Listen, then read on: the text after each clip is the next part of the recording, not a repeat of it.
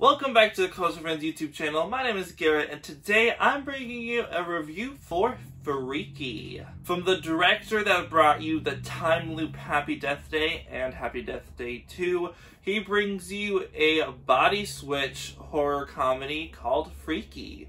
And I'd have to say this is one of the more successful horror films of this year, 2020. Of course, we've missed out on some really good ones that I think, like the Candyman remake. I really wanted to see that. That could have been amazing for horror. But what we've got is what we've got. We got Freaky on Friday the 13th of November, which the movie takes place on Friday the 13th. So how the fuck they got that lucky with timing is incredible. Of course, in the movie, I think it's like the Friday the 13th of October. October is when you have homecoming, right? Because football season's still going. It's like September, October, but I think it's too late in September, too early in September to have your homecoming that early. You don't know anyone yet. I like this for the most part. I think the horror elements of the film are when it's at its best. I love a great bifurcation, and this film had an amazing one. The kills are gory, and this is what Happy Death Day was missing. It didn't get the R rating, so they had to do PG-13. Safe-ish horror stuff, but this one has that R rating, and boy howdy, it sticks to it. It is graphic as fuck, and I do enjoy that. It was really cool. There's a kill in the cold open. I won't spoil how it gets done, but I've never seen that done before. Fuck, that was amazing. And then in a different kill during the cold open, there's a Halloween reference when, like, Michael is looking at the kill to, I forget his name, but when he, like, stabs him into the wall. But he stabs him into, like, a cabinet closet thing. I don't know how he fucking stayed up, but he did. And then this time you have, like, our killer looking, peering, but it's from a different perspective. I liked the homage. It wasn't too heavy-handed, too forced. I think our killer would do that, so I liked it. I just have a problem with the writing for this movie. Let me explain. I like the writing for Kathryn Newton. She plays Millie at the beginning and at the end, not during the middle, because of the body switch. She is set up to be this shy person, won't go to homecoming, has family problems, not really outspoken, not really up with current talking phrases and everything. She's not like this extremely popular girl who says all the things that a popular girl should. Then you have your body switch, and now Vince Vaughn is playing Millie. Or Millie is inside the body of Vince Vaughn, if that makes more sense. In certain scenes, they get the character of Millie right in him. When she's talking to her crush, sometimes, and when she's talking with her friends a little bit more.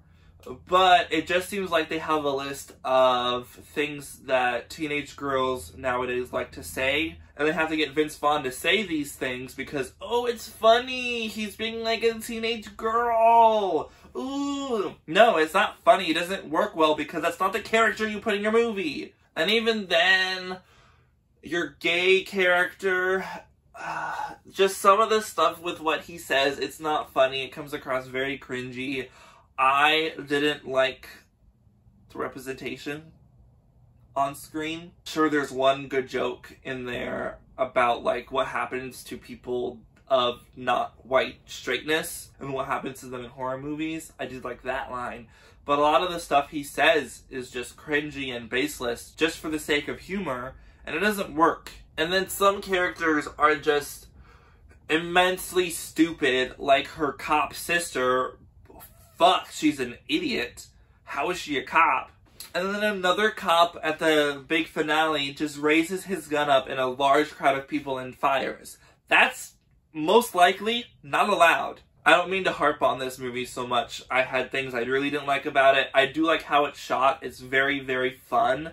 Would I watch this movie again? Yes, I very much would. I would want to own this movie. And I don't mean to say all the comedy doesn't work. There's a large amount of what Vince Vaughn does and the other characters do that is extremely funny. I did have a good time. I didn't laugh as much as other people, but that's okay. Not every joke is for everyone. The most interesting thing that this movie did was that you had your end resolution, before your finale of the movie. And I know that doesn't really make sense, but in the context of the film, without spoiling anything, you have your character resolutions. Everything is fine with your characters. That all gets resolved.